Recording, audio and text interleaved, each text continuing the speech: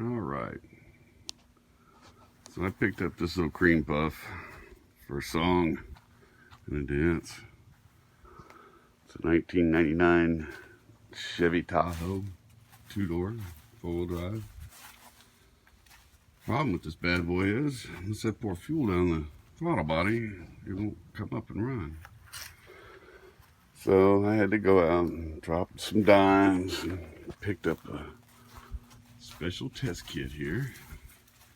And according to the book, if I don't have the right fuel pressure, this thing isn't going to run. Harbor Freight, you know they're good for something. So, stick the key in here. No start.